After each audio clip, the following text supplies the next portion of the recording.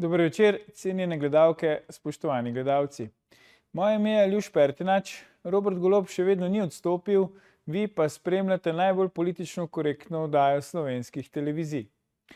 Premier meni, da minister za finance Klemen Boštjančič uživa zaupanje javnosti in socialnih partnerjev, saj tako je izjavil za nacionalno televizijo, kar seveda ne drži.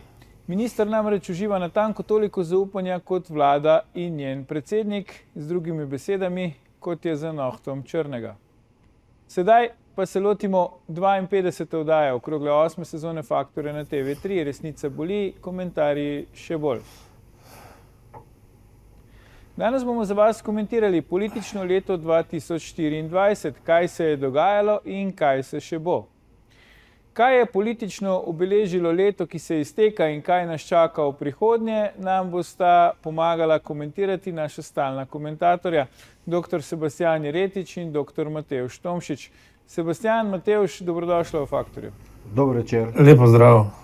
Sebastijan, ti si že kar nekaj teh let politično gledano v Sloveniji dal skozi, da tako rečem.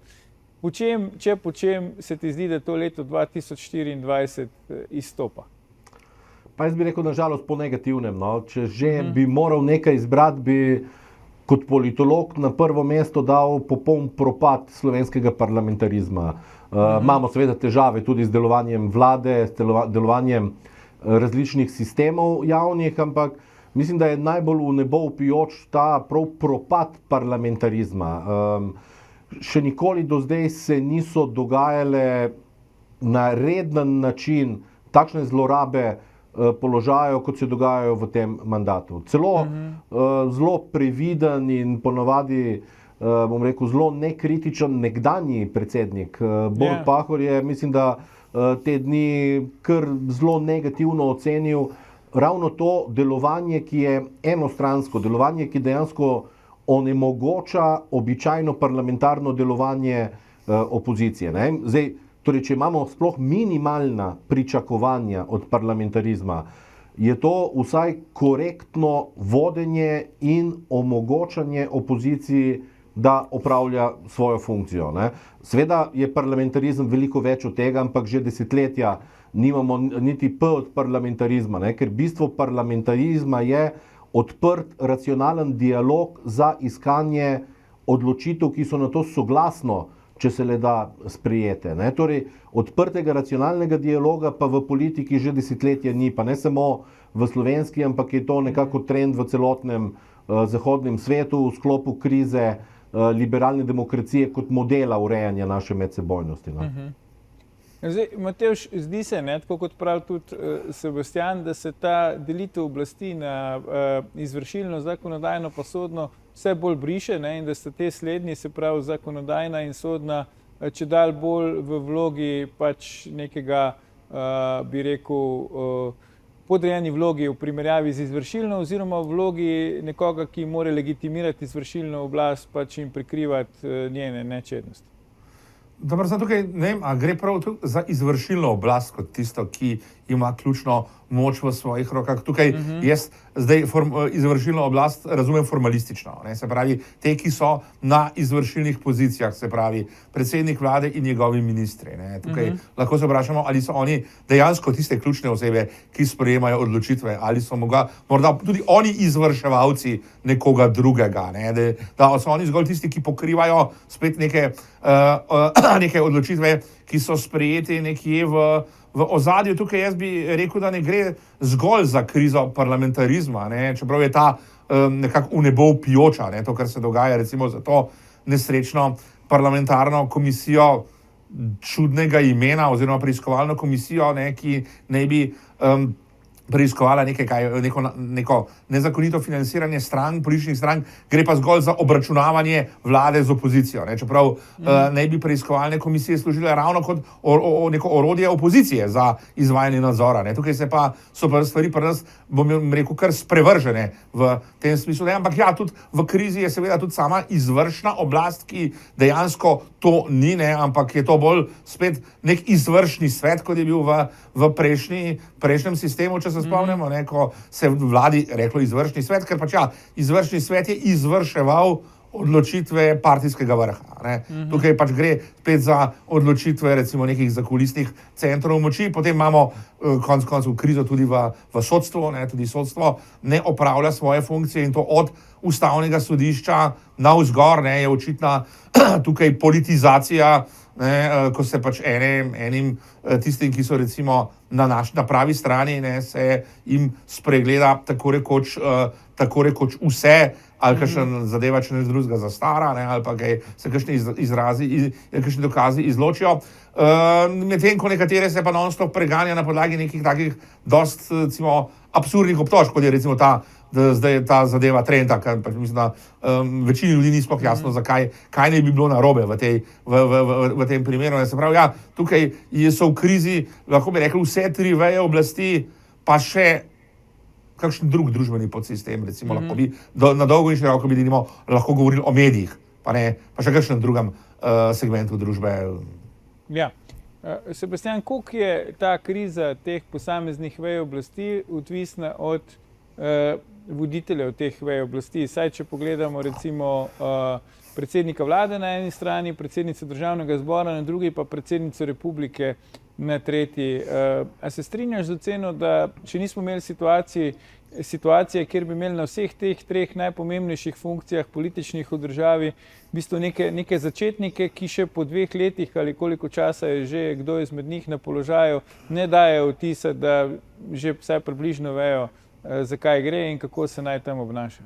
Ravno nasprotno, ne? Mislim, da predvsem kažejo šolske primere, kako se ne opravlja določenih funkcij, predvsem pri vodenju državnega zbora zagotovo, no, da ostanem recimo na tem, ampak velja tudi sicer. Zdaj, jaz bi rekel prej, da so te šibki voditelji, pa ne samo v Sloveniji, spet, mi smo del zahodnega sveta in cel svet je, torej celoten model liberalne demokracije, ki je v prejšnjem stoletju zmagal na koncu s padcem komunizma, ne, je v globoki krizi. In jaz mislim, da so takšni voditelji, kot jih imamo, bolj posledica krize nekega zgodovinskega bloka. Mi smo imeli desetletja po drugi svetovni vojni, ko je bila sicer hladna vojna, smo imeli zahodni del, ki je verjetno doživel nek najbolj uravnotežen razvoj v tistem obdobju, ker je bilo razmerje med delom in kapitalom, tveganje neke revolucije ali pa vojne z vzhodnim blokom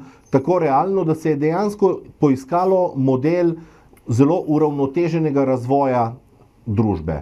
Ta model je potem padel. Ta model je padel zaradi različnih pritiskov, padlo je zadovoljstvo ljudi, ki mislim, da je v 90-ih letih bilo nekako na vrhuncu, takrat se je res pričakovalo konec zgodovine, konec vojn, konec vsega. In ko je enkrat padlo tisto zadovoljstvo in zaupanje, se je odprl dejansko cel prepad te krize, v kateri smo, in posledica vsega tega so potem zmage recimo različnih populističnih sil, predvsem pa tudi vzpostavitev popolnoma novih političnih sil, levo in desno. In to so zdaj dejansko, če rečem, nove sile, suverenistične, ki skušajo, dajmo reči, vrniti v življenje, vrniti v politiko neke tradicionalne vzorce, tradicionalne odnose, neko spoštovanje do tradicije lastnega teritorija,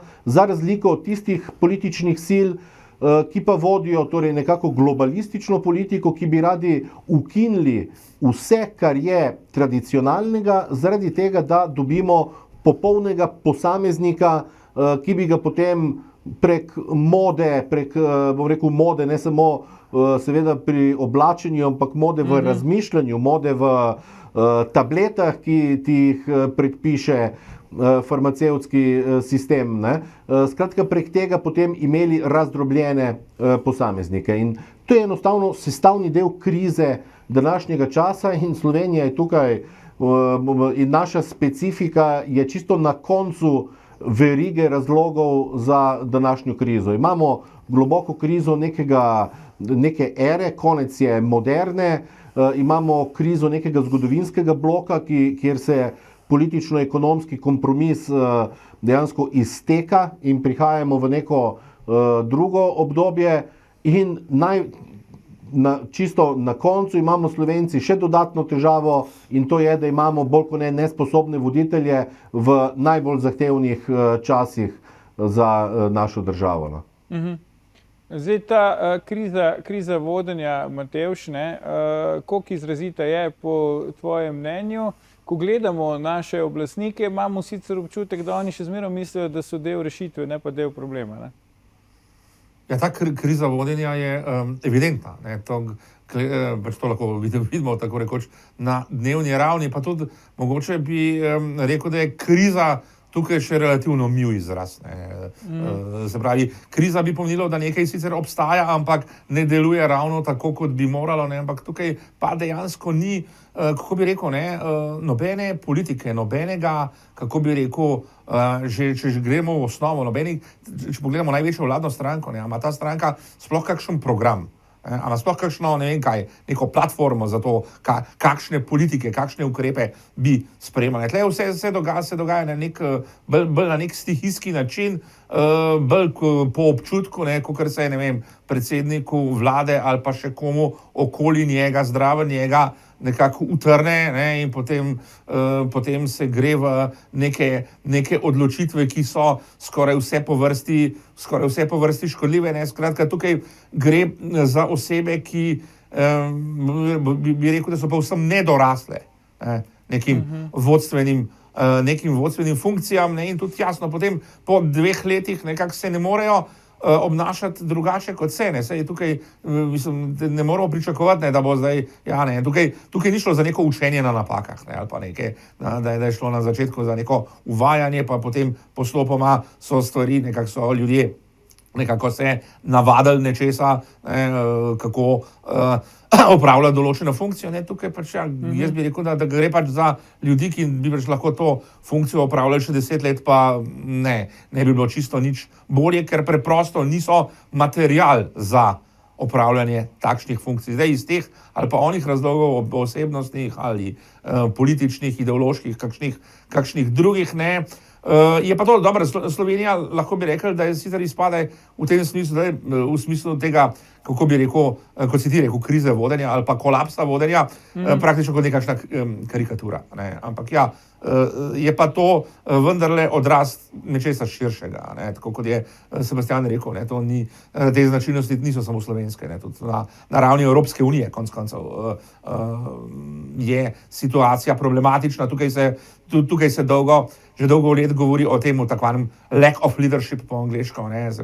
To pač je neke vrste kriza vodenja oziroma pomanjkanje nekih voditeljskih osebnosti na ključnih položajih. Tukaj pozicije, najbolj odgovornejše pozicije, da nimamo v Evropski komisiji, zasedajo ali neki birokrati ali pogosto neki odsluženi politiki. Seveda so tudi izjeme, tukaj niso čisto vse, vseh ne gre metati v isti koš, ampak ja, je pa očitna odsotnost dejansko nekih meritokratskih kriterijev, ker bolj šteje, ali je nekdo, ne vem kaj, a pripada tej ali oni skupini, a bo neka aritmetika politična v redu, ali bo uravnoteženje med spoloma pravo, ne pa neke dejanske reference.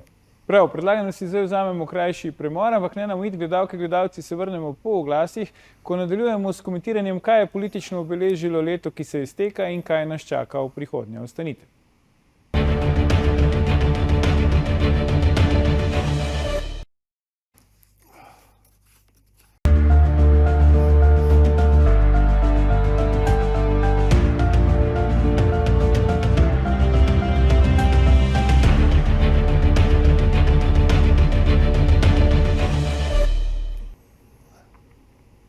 Dobrodošli nazaj. Z nami sta še vedno naša stalna komentatorja, Sebastian Jeretič in Matevž Tomšič.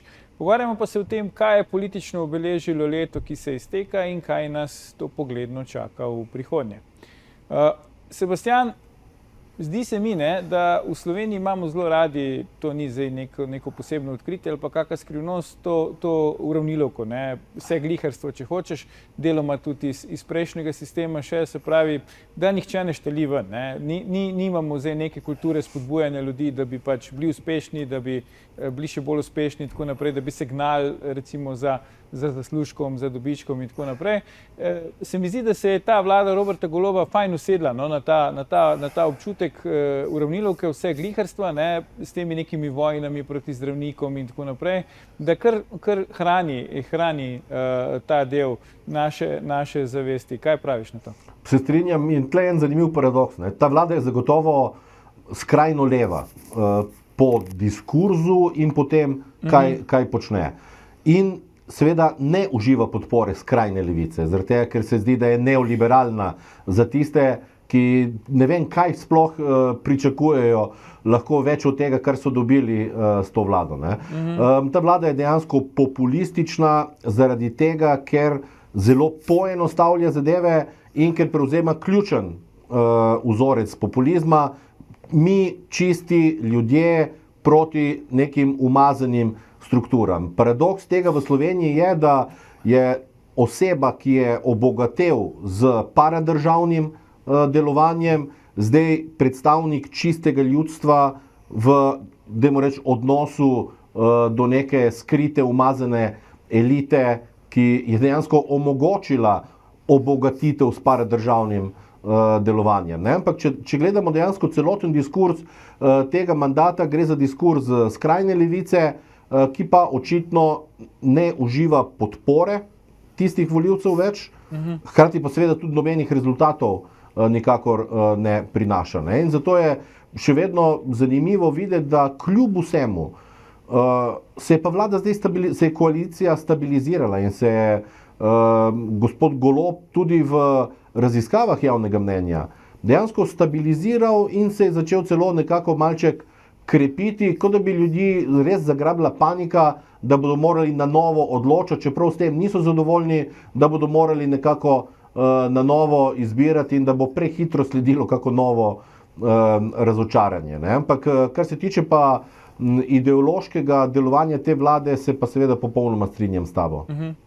Še en fenomen se mi zdi, Matevž, lahko opazimo v zvezi s tem, ne, to pa je pač to kazanje s prstom na druge. Ne. Zdaj celo predsednik vlade, ki je bil dosti vehementen cel mandat, ne, že od nastopa oblasti naprej, je pač želel dajati vtis, kako on odloča, kako ima stvari pod kontrolo, zdaj v zadnjem času pa pravi, jaz lahko zgolj opozarjam. Ne. Pa potem predsednica republike tudi kaže s prstom, ne, zdaj celo na predsednika vlade, pa na šefa opozicije. Zdaj, odkot ideja oblastnikom, Matevž, da so oni tam zato, da s prstom kažejo na druge, namesto da bi pač vzeli stvari v svoje roke? Ja, no, ravno takšno obnašanje je nekak tipičen dokaz popolne odsotnosti nekih vodstvenih kapacitet. Ne. To, da nekdo recimo po 2 letih, ko že 2 leti vodi vlado, govori, da je na nekaj opozarjal. Ne. On tukaj ni zato, da opozarja. Opozarjamo lahko mi na kaj, ne. Ali pa opozarjajo, ne vem, mediji, opozarja, ne vem, opozicija. Ne. Se pravi, opozarjajo tisti, ki imajo vzvodov moči. Ne. Tisti, ki ne odločajo, lahko opozarjajo. Medtem ko tisti, ki so na oblasti, ne, ki imajo moč, te pa morajo delovati, te pa morajo ukrepati. Ne? In to, da zdaj nekdo reče, da je nekoga, ne vem, koga že ali svaril ali kaj, ne, da nekaj ni v redu, recimo, in to nekje pač na nekem, recimo, od politike neodvisnem družbenem podsistemu, ampak v policiji, ki sodi direktno pod kontrolo izvršilne oblasti. Ne, in ja, to je dejansko, temu lahko rečemo sprenevedanje, lahko je, ali je to zdaj pač neko izmikanje, ne,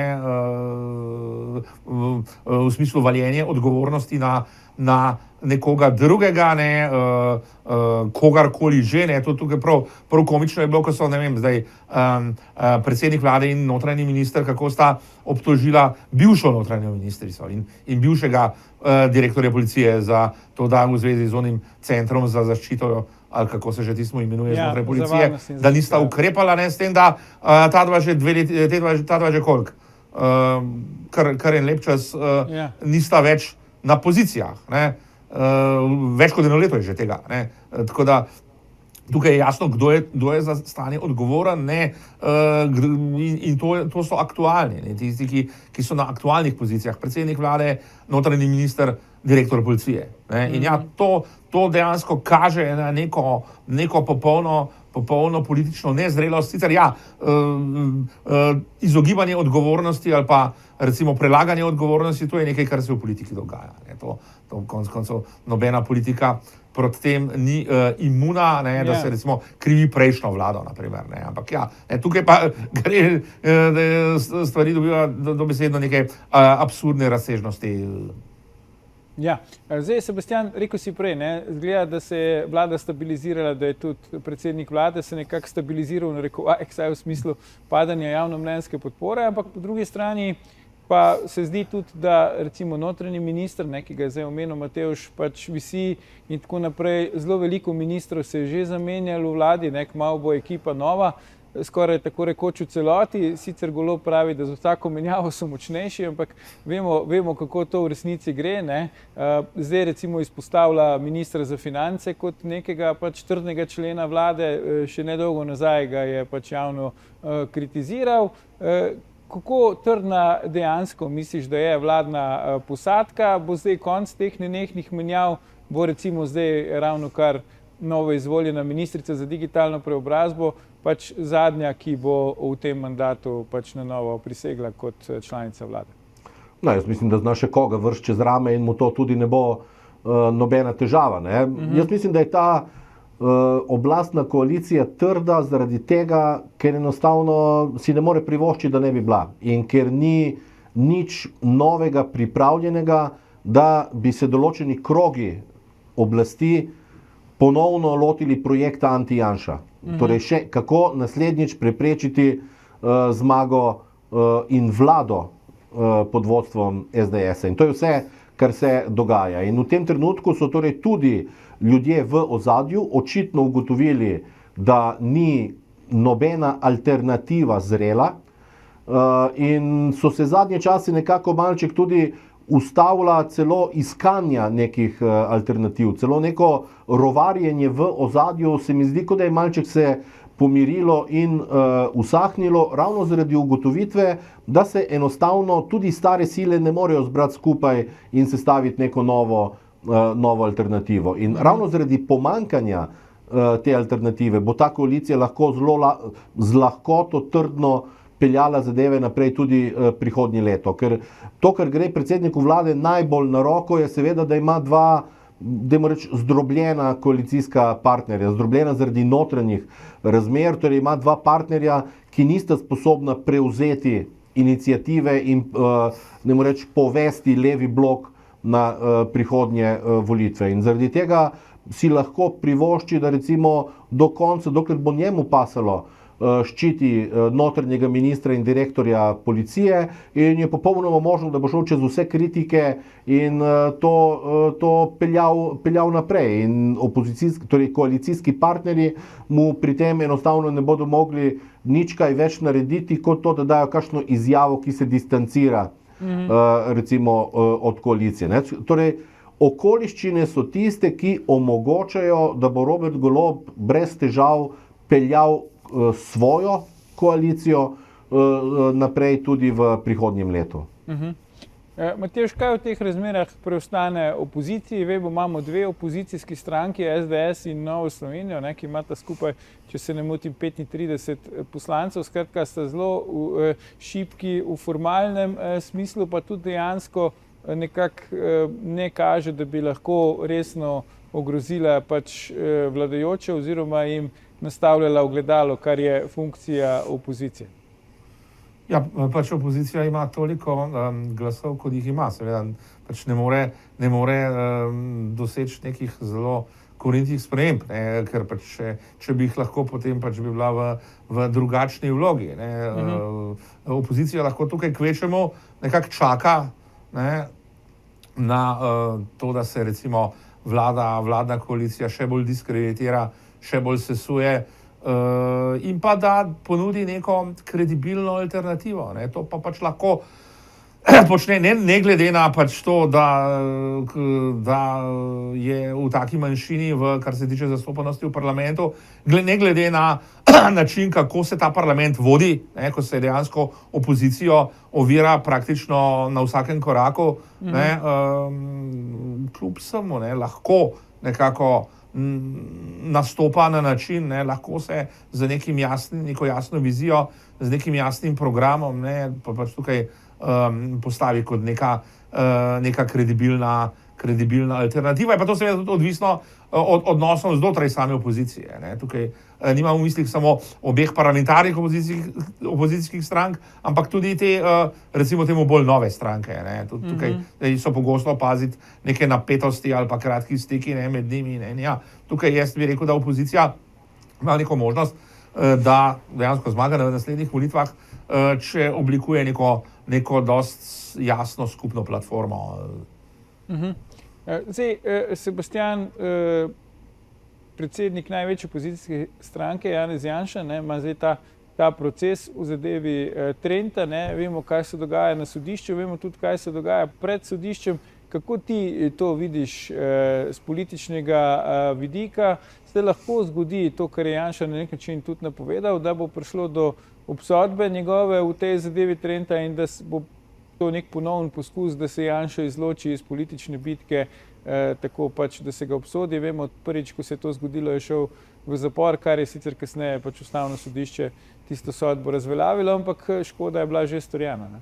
Mislim, da se to zlahka ponovi, ker glede na zgodovino zlorab slovenskega pravosodja bi bila to le še ena v nizu. In glede na to, da gre vse bolj za res, očitno, in da določenim silam vse bolj zmanjkuje že sploh kadrov za fasado, da ne govorimo o kadrih, ki bi dejansko tudi vodili kakšne sisteme, se zna to zgoditi. Ta primer Trenta je bizaren, nesmiselen, nor glede na cifre, ki so in glede na cenitve, ki so bile tudi prikazane. Skratka, gre za gre za politični proces, kjer gre za zlorabo pravosodja. In kaj je zdaj problem? Že prej si ti omenil tudi ločitev oblasti, spoštovanje avtonomije pravosodja in tako naprej. Ampak kaj je ključni problem? V pravosodju se dogajajo tudi svinjarije. In pravosodje samo ne poskrbi, da očisti gnilobo iz svojih vrst. In zaradi tega si enostavno ne zasluži več te avtonomije, ki je bila zgodovinsko dana zaradi sestavljanja neke moderne politične ureditve, je bila zagotovljena avtonomija pravosodja z pričakovanjem, da imajo seveda tudi določeno odgovornost. Torej, oni niso avtonomni zato, ker bi bili sveti bogovi v togah, ampak so avtonomni zaradi tega, da bodo lažje opravljali svojo funkcijo. To pa je zagotavljanje pravice za ljudstva in za vse, ki sestavljamo to ljudstvo, ne samo za nekatere. In če sistem ni sposoben sam očistiti smeti iz svojih vrst, je potem edina možnost politično radikalna sprememba, ki bo posegla tudi v ta sistem. Ali bo to možno doživeti v Sloveniji, je veliko vprašanje. Zaradi obstoječih razmerij moči in tudi zaradi obstoječe, bom rekel, nekako nerazvitosti politične skupnosti. Torej, demokracija terja sposobno politično elito, ampak terja tudi sposobno politično ljudstvo. In če ljudstvo ni sposobno mandat po mandatu ugotoviti, da se nekaj počne narobe in da se vedno počne narobe v isti točki, z izbiro ljudi iz istega kroga, zaradi katerih se sistemi le še naprej razkrajajo, potem je to seveda zelo veliko vprašanje, ali bo možna kakršnakoli resna sprememba v slovenskem sistemu, ali se moramo pač sprijazniti s tem, da imamo pravosodje, v katerem je nekaj pokvarjenih ljudi, ki to zlorabljajo, da imamo medije, ki so naklonjeni samo eni ozki politični skupini, da imamo politične voditelje, ki prihajajo vedno bolj zeleni in vedno manj sposobni in da nam zaradi tega se razkrajajo po vrsti posamezni družbeni sistemi. Kako se bo ta zadeva razpletla, verjetno še naslednje leto ne bo jasno, ampak šele tisto leto, ki pride za tem, in mislim, da tudi če bomo imeli ponovno predčasne volitve, bodo te le nekaj mesecev pred tistimi rednimi. No, jaz ne vidim trenutno možnosti, da bi bilo naslednje leto odločilno, če že bo prva priložnost potem leta 2026, ampak kot sem rekel, trenutni kazalci ne vzbujajo kaj dosti optimizma, no, nažalost. Zdaj, Matevž, okrog optimizma, ne? Kako optimističen je lahko Janez Janša, kako mu je uspelo, če mu je uspelo zdaj nekako povečati svojo potencialno volilno bazo, ali misliš, da gre bolj za utrjevanje pač teh že tradicionalnih volivcev, ne? Ker to, kar se dogaja pred sodiščem v Celju, zdaj, kjer mu sodijo, sproža mešane občutke v javnosti, to je jasno, ne? Po eni strani pač se mobilizira podpora Janezu Janši, po drugi strani pa en del politične javnosti tudi na to zelo negativno gleda. Ja, no, te negativne reakcije tukaj so pričakovane, kakorkoli seveda tudi pozitivne reakcije. Ne? Za pričakovati je bilo, da se bo del ljudi mobiliziral tukaj v podporo prvako največje opozicijske stranke. Enako pa smo lahko pričakovali, da tisti, ki nekako, recimo temu jim je Janez Janša trn v peti že desetletja, ne, in ki si obetajo konec koncev tudi koristi od tega, če se njega eliminira, ne, tem pa seveda to ni pa všeč. In potem poslušamo take, bi rekel, prav absurdne izjave in stališča, ne, in politikov in ljudi, ki so pač blizu sedanje vladajoče koaliciji, kako da se sodstva ne sme, da se proti sodstvu ne sme protestirati. Takšne izjave so eklatantno antidemokratične. Ne. V demokratični ureditvi se lahko protestira proti komurkoli. Ne. Nihče ni oziroma ne sme biti izvzet iz tega. Nihče ne sme biti zaščiten pred tem, da se ga kritizira, da se zoper njega tudi protestira, če ne deluje tako, kot bi moral. Ne? In tudi to, ko očitajo, ne vem, recimo tem protestnikom neke ostre izjave, pa neko žaljenje pravosodja. Jaz bi rekel, te izjave niso nič v primerjavi z škandaloznostjo nekaterih razsodb tega istega pravosodja. Ne? To je to, da nekoga, ki ni kriv, se obsodi, zato ker je to politično oportuno, to je daleč hujši, neprimerljivo hujši prestopek, kot če nekdo sodstvo označi za mafijo. Zdaj, Sebastian, mnogi pravijo, ne, da slovenski politični prostor potrebuje svežino. Je ta svežina na vidiku? Nekaj novih strank je bilo ustanovljenih, nekaj se še napoveduje. So te nove stranke, ti novi lideri političnih strank, ta svežina, ki bo spremenila stvari v naši politiki na bolje? To čez lep čas. Torej, trajati bo moralo par let, da bomo lahko za nazaj videli, ali je politični prostor že osvežen ali ne. Trenutno, bom rekel, ni bilo nekih v preteklih 15 letih nekih znakov trajnostne svežine. Ker to, da pride neka nova ekipa, prevetri določene institucije, to ne pomeni osvežitev neke politike.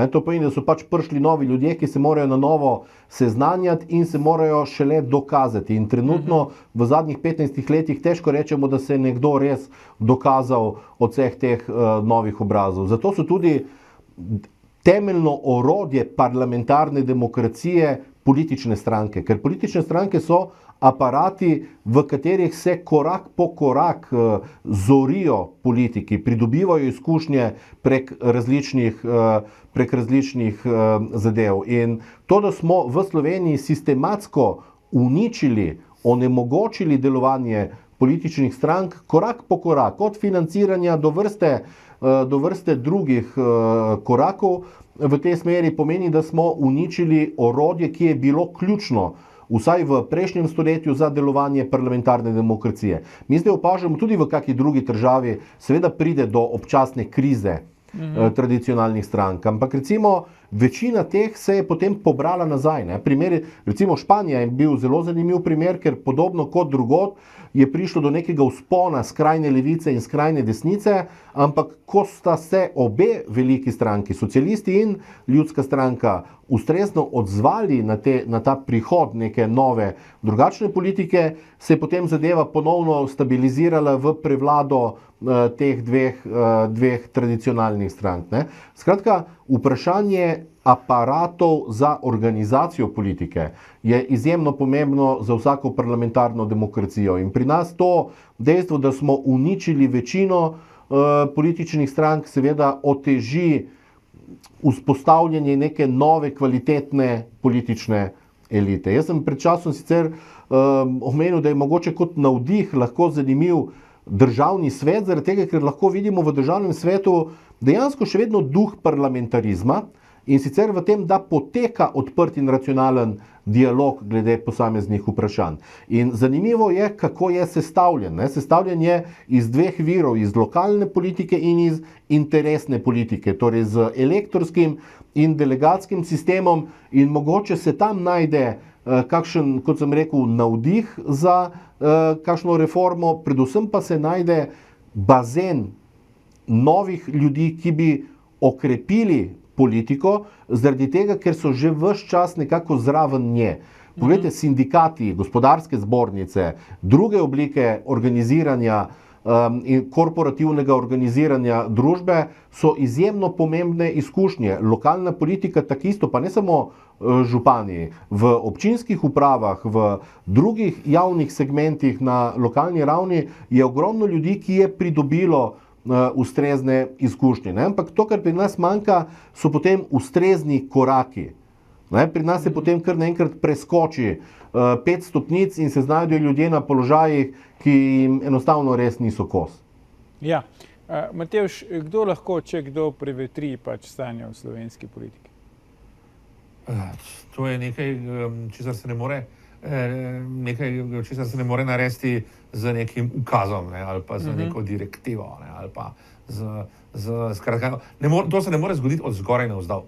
Tako da ti novi obrazi, ki se zdaj ponavljajo iz volitve v volitve, to dejansko poteka bolj v stilu od zgoraj navzdol. Ker se nekdo v zakulisju nekako najde, zbere nek krog vplivnežev in potem nekoga lansira, ampak ja, to ni dolgoročno, to je za potrebe enih volitev, pol pa takšna politična skupina, ki si pogosto niti ne zasluži imena politična stranka, potem nekako izgine. Tako da tukaj te antistrankarski sentimenti, ki so v Sloveniji zelo, zelo močni, so dejansko velik problem. In poseben problem je pa v tem, da te sentimente se je dejansko generiralo, to se je spodbujalo, ta občutja, to naperjenost proti strankam. To je del recimo prevladujočega medijskega diskurza od leta 90 naprej, kako so stranke nekaj problematičnega.